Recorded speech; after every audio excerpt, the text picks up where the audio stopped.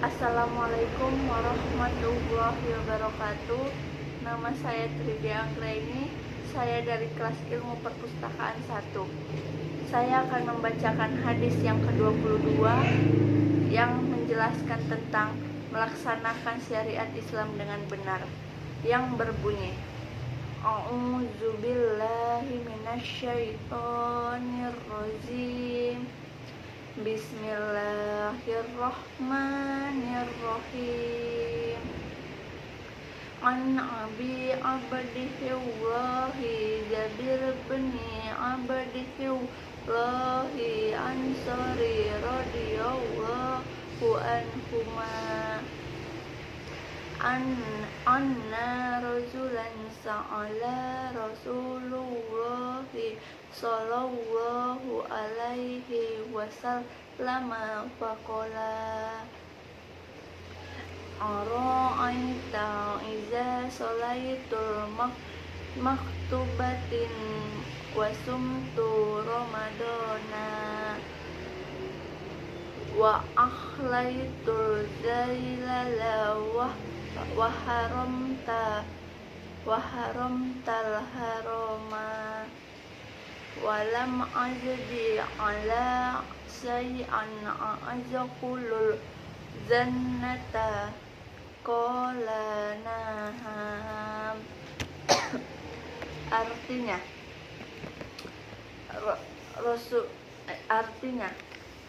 dari Abu Abdullah Jabir bin Abdullah al-Ansari radhiyallahu anhuma,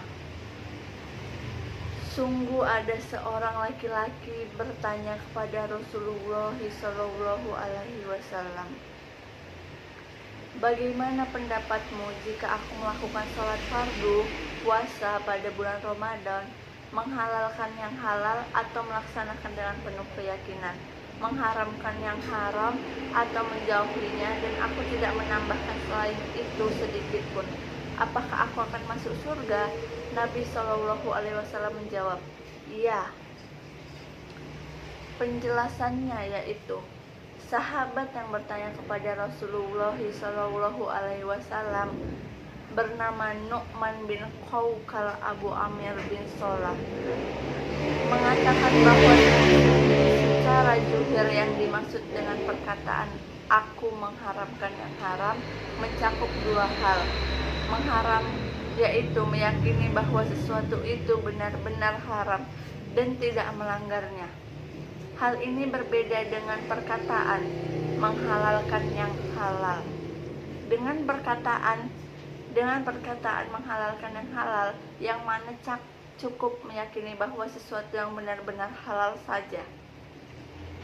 Pengarang kitab Al-Muhfim mengatakan secara umum bahwa Nabi Shallallahu Alaihi Wasallam tidak mengatakan kepada penanya di dalam hadis ini sesuatu yang bersifat tatawu atau sunnah. Hal ini menunjukkan bahwa secara umum boleh meninggalkan yang sunnah. Akan tetapi orang yang meninggalkan yang sunnah tidak memperoleh keuntungan yang benar dan pahala yang banyak. Akan tetapi barang siapa terus-menerus meninggalkan hal-hal yang sunnah, berarti telah berkurang bobot agamanya dan berkurang pula nilai kesungguhannya dalam beragama. Barang siapa yang meninggalkan sunnah karena sikap meremehkan atau membencinya, maka hal itu merupakan perbuatan fasik yang patut dicela. Para ulama kita berpendapat, bila penduduk sesuatu negeri bersepakat meninggalkan hal yang sunnah, maka mereka itu boleh diperangi sampai mereka sadar. Hal ini karena pada sahabat dan sesudahnya mereka sangat tekun melakukan perbuatan-perbuatan sunnah dari perbuatan-perbuatan yang dipandang ulama untuk wajib. Mereka yang tidak membedakan antara yang sunnah dan yang fikih dalam memperbanyak pahala. Para imam ahli fikih perlu menjelaskan perbedaan antara sunnah dan wajib hanya untuk menjelaskan konsekuensi hukum antara yang sunnah dan yang wajib. Jika hal itu ditinggalkan, Rasulullah Shallallahu Alaihi Wasallam tidak menjelaskan perbedaan sunnah dan wajib untuk memudahkan dan melapangkan karena kaum muslim masih baru dengan Islamnya sehingga dikhawatirkan membuat mereka lari dari Islam. Ketika telah diketahui kemantapannya di dalam Islam dan kerelaan hatinya berpegang kepada agama ini, barulah Nabi Shallallahu Alaihi Wasallam mengatakan perbuatan-perbuatan sunnah. Dengan demikian juga dengan urusan yang lain, atau dimaksudkan agar orang tidak beranggapan bahwa amalan tambahan dan amalan utama keduanya merupakan hal yang wajib. Sehingga jika meninggalkan konsekuensinya sama sebagaimana yang diriwayatkan pada hadis bahwa ada seorang sahabat bertanya kepada Nabi Shallallahu Alaihi Wasallam tentang sholat. Kemudian Nabi Shallallahu Alaihi Wasallam memberitahukan bahwa sholat itu 5 waktu. Lalu orang itu bertanya, apakah ada kewajiban bagiku selain itu? Beliau menjawab, tidak, kecuali engkau melakukan sholat yang lain dengan kemauan sendiri. Orang itu kemudian bertanya tentang puasa, haji, dan beberapa hukum lain. Lalu beliau menjawab semuanya. Kemudian di akhir pembicaraan, orang itu berkata, demi Allah, aku tidak akan menambah atau mengurangi sedikit pun dari semua itu. Nabi Shallallahu Alaihi Wasallam lalu bersabda, dia akan beruntung jika benar, jika ia berpegang dengan apa yang telah diperintahkan kepadanya. Niscaya ia akan masuk surga.